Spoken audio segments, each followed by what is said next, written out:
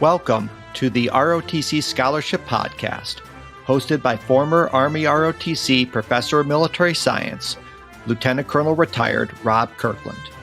In these episodes, we explore how to best prepare yourself to obtain one of these valuable scholarships for those applicants who wish to attend a college or university and become officers in the military. The application process can be complex and confusing. This podcast works to make it more understandable. And now, the ROTC Scholarship Podcast. All right. Yeah, it's great to have you back here today with ROTC Scholarship Consulting. Today, I want to talk about ROTC program visits and field trips and sort of tips for success when you do these trips. And what I'm talking about is visiting ROTC programs in the services that you are applying for with the scholarship, whether that be Army, Navy, Air Force, or Navy, Marine Corps options. And then the lesser known technique of scheduling field trips to active duty, National Guard or Reserve units, or recruiting stations to better understand military officership and ROTC. I think the point overall we're going to make today here is that the knowledge gained from these field trips can be used both in your scholarship essays as well as during the interview process or both. So I personally feel that these visits and field trips are essential in differentiating yourself in regards to the scholarship, and it gives you kind of a leg up on your competition in order to gain one of these valuable scholarships. So today, once again, I'm joined by John Edelman, whose son this last year won both an Army and Navy Marine Corps option scholarship, and he's spoken to us in the past about the parents' perspective about the ROTC scholarship process as well as the DOD-MERP physical, and he has done such a fantastic job on those things that I had to invite him back for one, if not more, of these episodes that kind of talk about his perspective and his son's perspective on these visits, and then of course I'll chime in and kind of give my 2 cents on each one of these points that both John and I are going to talk about. So, John, it's great to have you back here today. I appreciate it, Rob. Thank you for having me back. Yeah, it's great. So great. So what I'm going to do is I'm going to hit you with some questions here that I think are important for the listeners here to understand about the process and why both you and I believe that these program visits and field trips are so important for the scholarship process. So first, I want to talk about these ROTC program visits. So I know that you guys visited a number of ROTC programs, and one thing that stood out, I think, when I worked with you was the number of programs that you went to kind of experience what ROTC was like, to kind of build that knowledge and base that Carter would be able to leverage when he went to both his essays and his interviews. So, talk to me about your visits and at least your viewpoint of what the advantages of doing this is. Yeah, that's a really good question. And I think to put things in perspective, a lot of candidates will start in a different time. Some of them know early on their freshman year in high school that they want to pursue an ROTC scholarship or a service academy appointment. And, some don't decide until their, junior or senior year. And so with my son, his sophomore year in high school was really the point at which he decided that this was something that he wanted to pursue. So, really starting in his sophomore year and then really moving into his junior year was when we started to visit all the schools that he was interested in, I guess really during his junior year. And during these visits, he would meet with the various ROTC detachments as well as the academic departments that he was interested in. And, from those visits his junior year, he was able to eliminate some of the schools and as well as, rank some of the schools that he was applying to, so he could, put a better focus on those applications and the ones that he felt were going to meet his academics as well as his ROTC needs.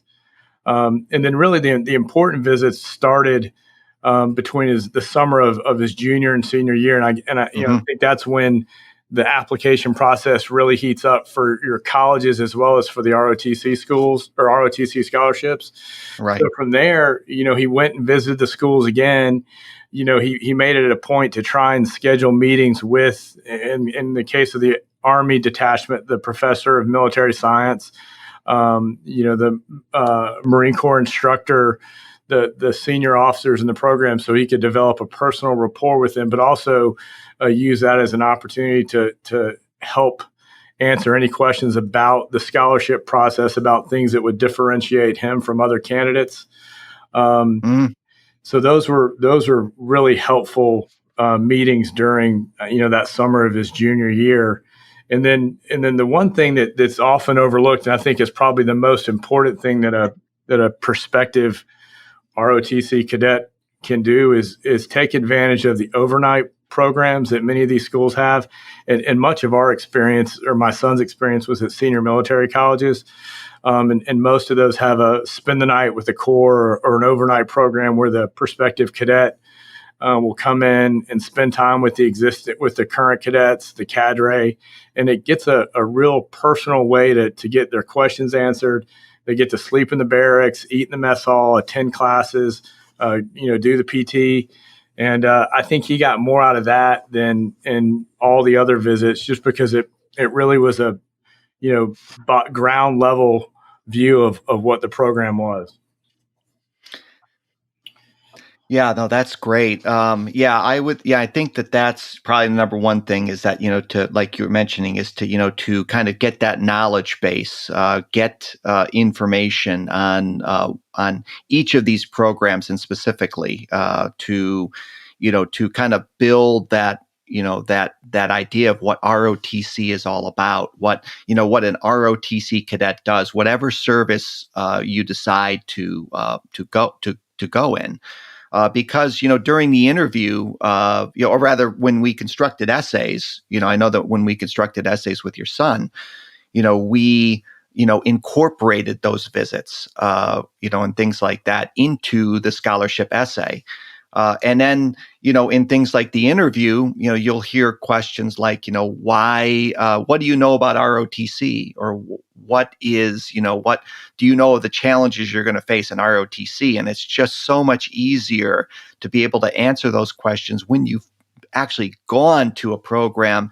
And actually, your son could talk about multiple programs and the cadets he talked to and the cadre he talked to and all of those things, to be able to bring those things forward. I can't tell you, John, how many times I've done interviews when I was both at USC and Claremont McKenna, where where I'd ask, the candidate didn't know anything about ROTC at all, and I just he really didn't do his homework, or the candidate didn't do their homework. And if somebody can come in and say that they've done their due diligence and done all of these visits, it just makes it just so much more impressive to me, and I think to anybody who interviews a candidate.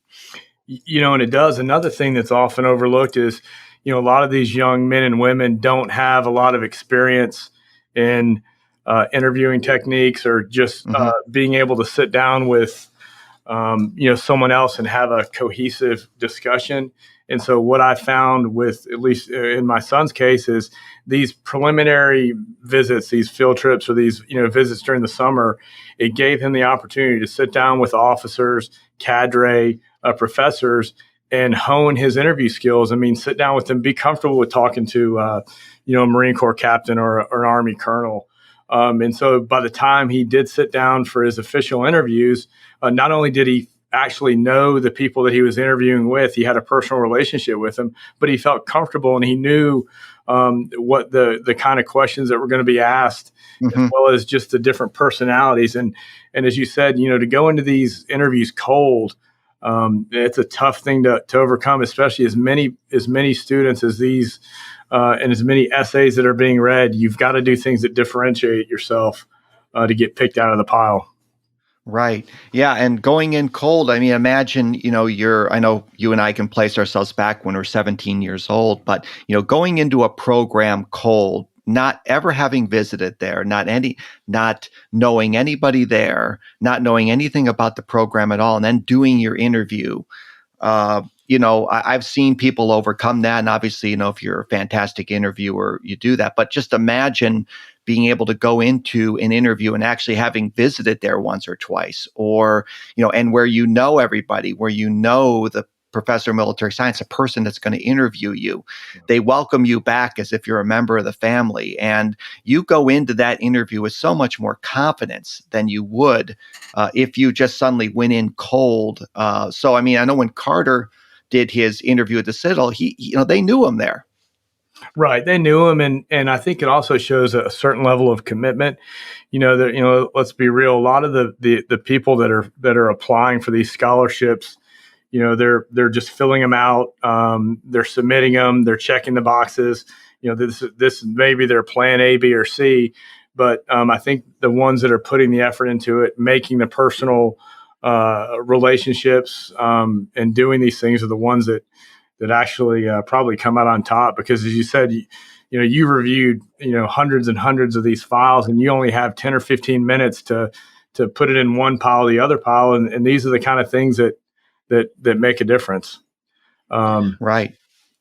And one other quick thing I just thought about is a benefit for a parent during these visits is a lot of the programs that my son attended that were the overnight programs. They would have a parallel program for the parents where, you're there for a day or a day and a half, sometimes 2 days.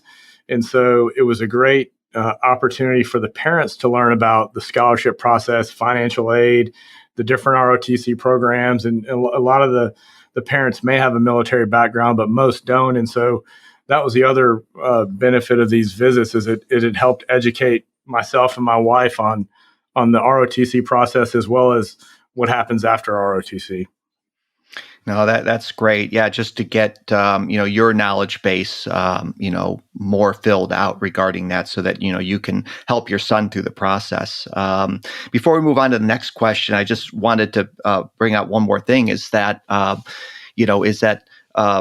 different services obviously do their interviews in different ways. The Army and Navy, you can pretty much pick out where you want to do your interview at.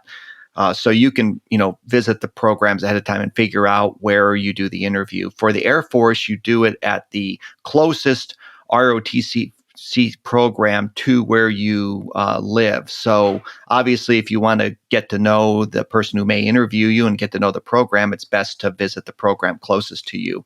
Marine Corps option, you can refresh my memory, John, but I mean, it's pretty much, the person at the district, that is the point of contact. So, if you do your homework and you figure it out, through the different services, you can pretty much figure out where you're going to do your interview. And I think it's very wise to do that, to meet the person or, at least a program ahead of time. Yeah, I agree 100% with that. Yeah.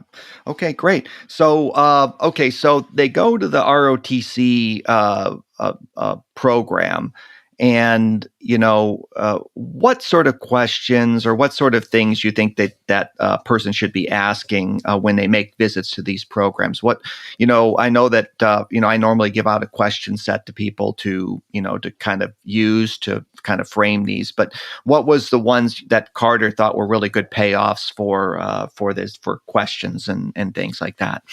I think again, breaking down into two different phases. I think the early on, his sophomore, during his junior year when he would visit, I think the questions that he was asking were probably more general, just trying to get a feel for the school, the differences between the different ROTC divisions. I mean, at this point, he was interested in being an officer in the military, and he didn't know the differences between the Air Force, the Army, the Navy, and the Marine Corps. So a lot of the time and questions he spent were meeting with the different officers and detachment staff just learning, what is life like in the Army? What is life like in the Air Force? I want to be a pilot. What's the, if I want to be a pilot in the Air Force, how does that differ from being a pilot in the Marine Corps? And so that first summer, first few visits was spent doing that, but then also trying to narrow down the schools. The Citadel is a lot different from Texas A&M. And so trying to figure out what he wanted in a school, the things that he didn't want. And then that second summer, after he had narrowed down his college choices and had narrowed it down to pursuing the Army and the Marine Option Scholarship, the follow-up meetings were very specific to the school. This is where I've picked on, this is the Citadel is where I want to go, or Texas A&M is where I want to go. What is life like going to be at this school as a contracted cadet?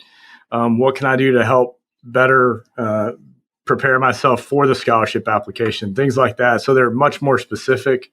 And then again, as we talked about, those overnight visits where he can, go and stay in the room with another fourth class cadet, go through inspections and see all the things they go through were invaluable. Right. It's kind of just building that information base that you're talking about. And I do think even at regular colleges, I know at, places like, the military academies and at the senior military colleges like the Citadel or VMI, things like that, they have those overnights. But even at a regular college or university, I think you can still do these overnights at some of these colleges and spend multiple days with the ROTC, maybe rooming with an ROTC cadet at a regular college or university. And, it's all about that kind of touch time that we talked about earlier, where they get to know you as an individual. So some of the things, that kind of stand out to me, and you can chime in on some of these after I kind of go through them, would be, questions like, what is the physical fitness schedule as a student and how can I best prepare for physical fitness? What will I learn as a freshman cadet or midshipman? Is there anything that I can do in advance to prepare for this? Can you describe the importance of the summer training programs that they have? Because oftentimes the ROTC programs really put emphasis on summer training, and the more information you can get on that, and the perspectives you can get on that, the better. Explain how the order of merit is determined and calculated, because that has to do with what kind of specialty you may get in your various service, or in the case of the Army ROTC, whether or not you go on active duty or not. What are some of the challenges that cadets or midshipmen face in ROTC, such as the balance between academics and ROTC? And then, when you meet the cadre, questions like, what's life like as a lieutenant or ensign in the Army, Navy, Air Force, Marines, and what specialty do you have as an officer? And, I'm trying to figure out what I want to do in the service. There's the cadre at your programs are going to be in a wide variety of different specialties and things like that. So all of these things just kind of build your knowledge base to be able to know more about it. But I think, just as important is to be able to, incorporate these things in your essays and talk about them in your interview. So do any of those questions, John, resonate with you with your son's visits? Yeah, they do. In fact, most of them do. And I think one just general point is most of the interactions that my son had, he went in prepared. He had a list of questions. He researched whoever he was going to meet with. He did some research on them, learned about what they had done in the service. And so he had specific questions related to that. And I think that was very helpful. But, some of the things that you talked about that I know that my son and I talked about that he was very interested in, and these were things to not only help him determine where he wanted to go to school, but what branch he wanted to pursue. Mm-hmm. and as you said, there's a big difference between going to a school like VMI, Norwich, the Citadel, Texas A&M versus UCLA or a traditional school in terms of PT. And so when he looked at these schools, he wanted the all-in type of experience. He wanted the full-time military experience, and so he learned a lot about the different programs in these meetings. And you talked about the summer camps or the summer training. There's a big difference between how the Army does summer training and how the Marine Corps does summer training. Yes. I'm not sure on the Army, but I know in the Marine Corps, their summer training starts the summer after their senior year, and every summer, up until the point they graduate and commission, has summer training, and that was really enticing to my son, where he wanted to have that experience where he was getting to do something different every summer. So he learned a lot about the different summer programs during his visits, which was an important deciding factor on which branch he chose. Yeah, so you're not sort of flying blind or anything like that, when you're going into it with your eyes wide open. That's right. Yep. Well, good. So if we haven't convinced the listeners yet to go ahead and visit ROTC programs, I think that's almost, I would say, a mandatory thing that you have to do. And if you don't visit ROTC program before your interview and formulating these essays, I think you're putting yourself at a significant disadvantage to the students that are actually do that. But if you want to crank up the volume even more, John, you can visit the National Guard or Reserve units, near your house. I mean, it's you drive by every day, you see that little armory when or that National Guard or Reserve unit that's behind that fence or in that armory, and you always wonder kind of what's going on behind those gates. What are they doing there? And we never really bothered. What you got is you got full timers there who kind of man the shop during the week, and then on selected drill weekends, you actually have National Guard or Reserve officers and non-commissioned officers and soldiers in, whatever the service is, that are there doing things that people do just on active duty. They're doing, their duties as a lieutenant, as a captain, as a sergeant, as a petty officer, whatever service you're talking about. And these are people in your community. These are people that you can leverage in order to be able to learn more about what life would be like as a lieutenant or an ensign. And they're right in your local community. So why not visit them? Why, John, is it important? And what did Carter get out of out of visiting the National Guard or Reserve units where he lived? Yeah, and I think it's a good question, and I'll break it down, the response, into a couple different answers. But I think if you talk in general terms, and let's just give an example of the one you gave about visiting a National Guard unit. So let's just say that you've got a prospective, a young man or woman who's looking to get an Army scholarship, and they go visit their local National Guard unit and spend some time with a major or a captain, build a relationship with that person, and then be able to use that experience in their essay. And then the professor of military science reading that essay, who knows, he may know that person, he may know the major, the captain that the candidate's referencing, but more importantly, it's going to show a level of dedication that I would guess that most of the applicants don't have. And if you think about these essays, everyone's gung-ho. Everyone wants to serve their country. Everyone, has a 3.5 or a 4.0 and a 1300 on the SATs and a captain of the baseball team and the football team. And but what in there is going to differentiate that person? You take the time to go spend your junior and senior year visiting the local military detachments and building relationships. And I think that does show a different level of dedication. And in the case of my son, he spent multiple days with on the Army side and the Marine Corps side, building relationships, learning about what life in the military is about, talking to enlisted personnel, talking to officers, talking to other ROTC cadets at the National Guard detachment. There were several sophomore and junior ROTC scholarship cadets who were participating in the weekend drill. So it was very beneficial for him. Even if he never received a scholarship, the time that he spent was very well worth it.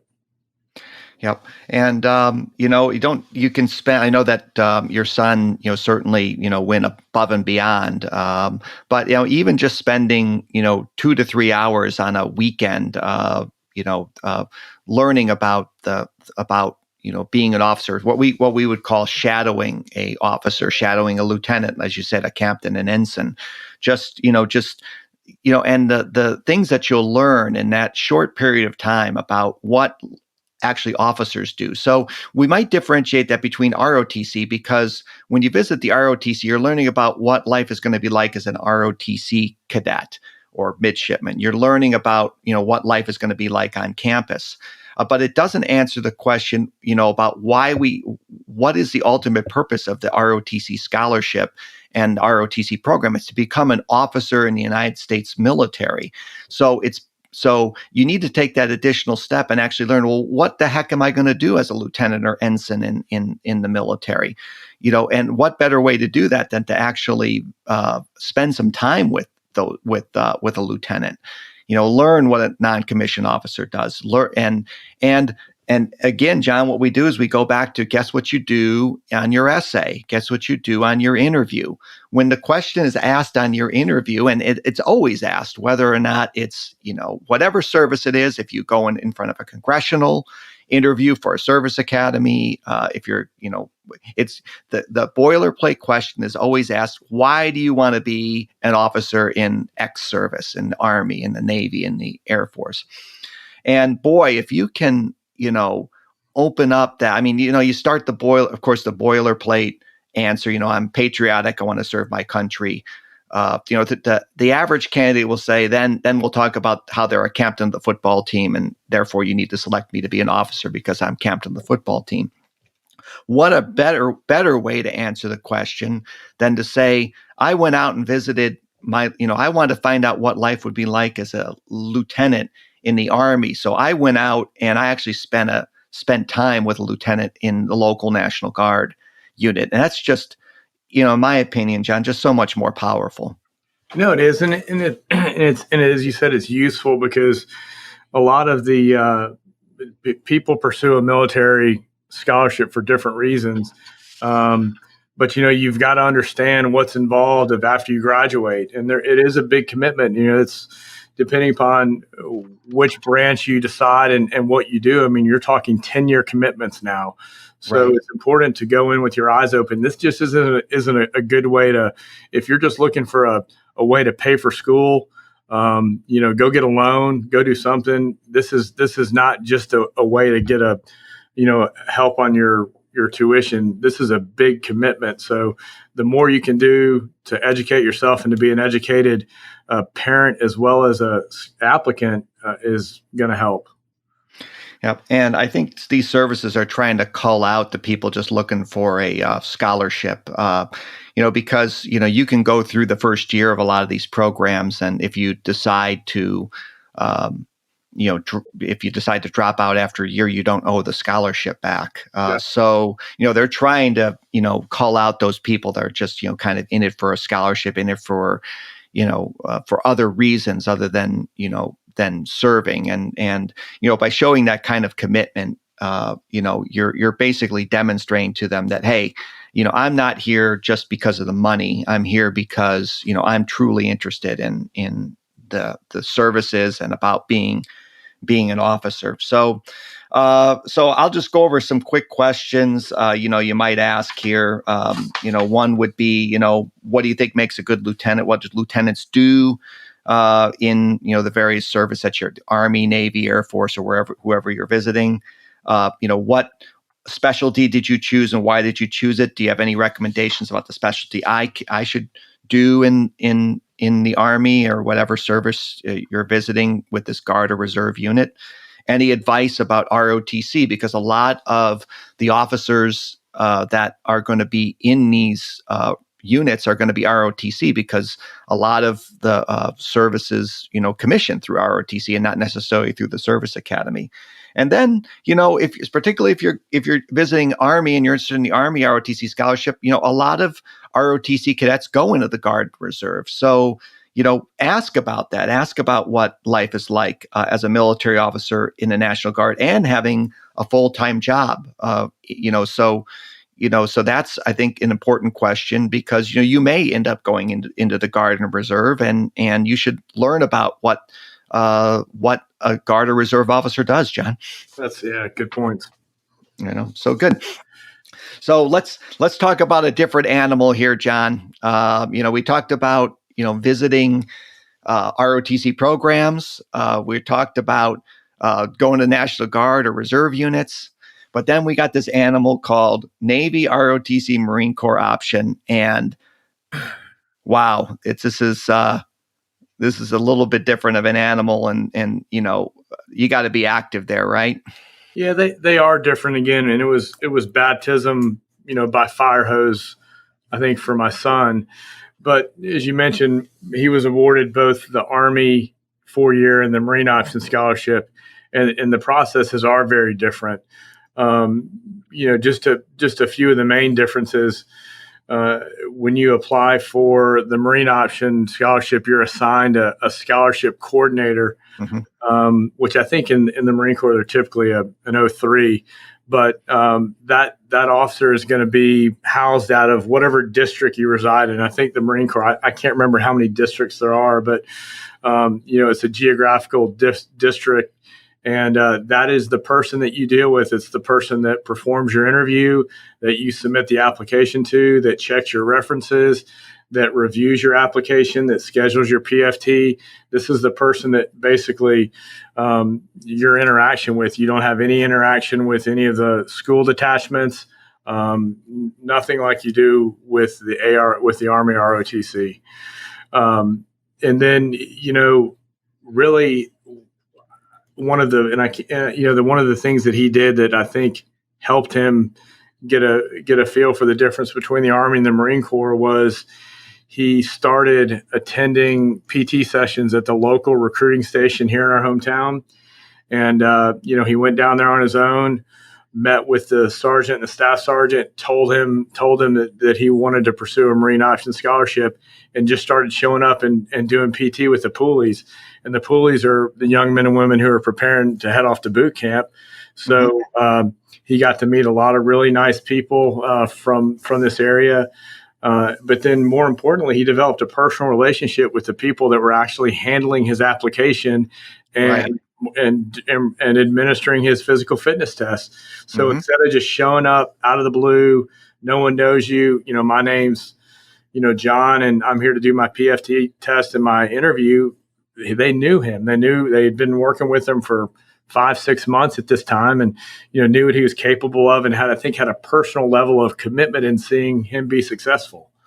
And so of all the things that he did, I look back on it, and I think that's probably one of the things that was one of the better choices that he made, was to go down there and to start doing that. And as everyone knows that's pursuing a Marine Option Scholarship, there's very few things that are as important as the physical fitness test in that application process. Yeah, definitely. That's been talked about in our previous episodes, is that, getting that 265, I think, even higher, getting that 270 or higher range on that physical fitness test, which is a beast for the Marine Corps, includes a 3-mile run. So it's, so the Marine Corps option is a decentralized process versus the Army, Navy, and Air Force, which is a centralized process. So, so when they break it down by district, so the district, that you're in, I think there's 6, I believe there's 6 or 7 across the nation. Those people in those districts get together and make the selection on who gets the scholarship within their district. So if you're participating in the local physical fitness at your local recruiter, that recruiter is then talking to the representative, that lieutenant or captain that is the direct representative for the candidate, and then that recruiter talks to that captain, and then that captain then advocates for the various candidates at the district during their board, which is there's 2 boards a year, one in November and one in February. And so I'm convinced, John, from seeing this process, play out several times, that, if you don't have somebody advocating for you, unless you're Superman or Superwoman, boy, you've got to have somebody advocating for you, I think. And, and you got to make that positive impression. You just can't show up, take the test, and, unless, of course, you got a great, unless you get a 300 and you got like 1,500 SATs, and, clearly there's no way that they can deny you a scholarship. You got to have somebody advocating for you at that district. Yeah, you do. And, I don't know how many Marine Option scholarships are awarded. You hear different numbers from the low 200s to the, 300s, and that's nationwide. So it's I don't know how many Army scholarships, but there's several thousand between 4 and 3 years. And right. It is a different, it is a different animal. And so anything you can do to differentiate yourself in that process helps. And with it being, a decentralized process, versus the Army, it's just as you said, it's a different beast. Yeah. And, so I think that's what the listeners need to understand is, the Armies, you'll have your, 3 boards a year that will be sitting there at, Fort Knox, and they, look at all of the, candidates together and then make that cut. Air Force is the same way. It goes up to, it goes to Maxwell. They make the cut there. Navy, they make their cut at the national level. But the Marines, boy, they are decentralizing it, and it's much more personalized. So if you divide 200 by 6, you're talking maybe 30 to 40 scholarships per district, and these districts incorporate a number of different states, but it's one where it's a very much more of a personalized process. Now the Marine Corps can get away with that because Marine Corps is a very small service, and one where they can make it more personalized rather than and the scholarships, as you said, John, are much less. I mean, there's a big difference between awarding 200 to 300 scholarships versus awarding 2,000 to 3,000 scholarships. So you're doing that in multiples, and I think that system probably wouldn't work effectively with a larger service, but does with the Marines. But to your guys' credit, I mean, your son was very involved with that process. So I guess, John, to sum things up here, I get, one thing I think that I think comes out in our talk here today is involvement, getting involved. I don't think, I think probably your son was probably an example of somebody, who definitely went way above and beyond, definitely above and beyond. I mean, I think, John, even taking small steps, to, do some of the things that your son did, I think are going to be beneficial and pay off. Yeah. And I think to sum it up, there's a couple of things that I've learned sitting and watching it is this isn't a race. It's not a 50-yard dash. It's a marathon, and it's a progression. If you wake up one day and you're a senior in high school and you decide that you want to, pursue an ROTC scholarship or a service academy appointment, not saying it's impossible, but you're going to be behind the 8 ball.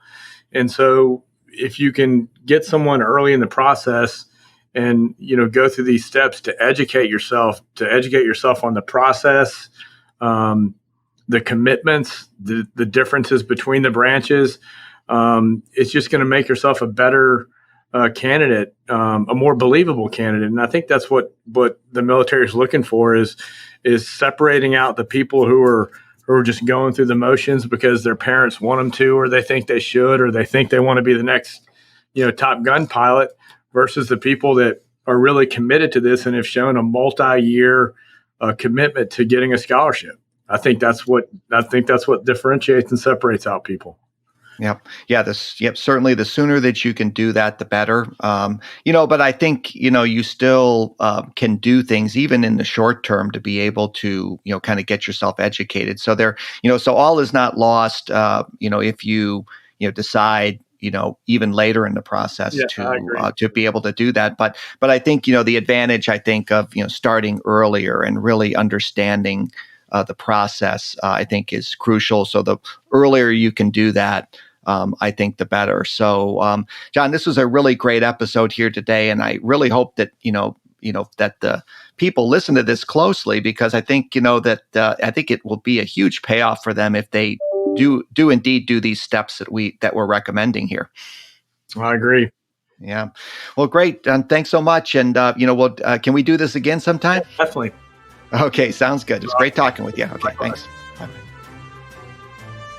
Thanks for listening to the ROTC Scholarship Podcast. If you like what we're doing, please leave a quick review. If you have any questions or want more information about ROTC or our consulting services, please visit our website at rotcconsulting.com. Take care, and we'll see you next time.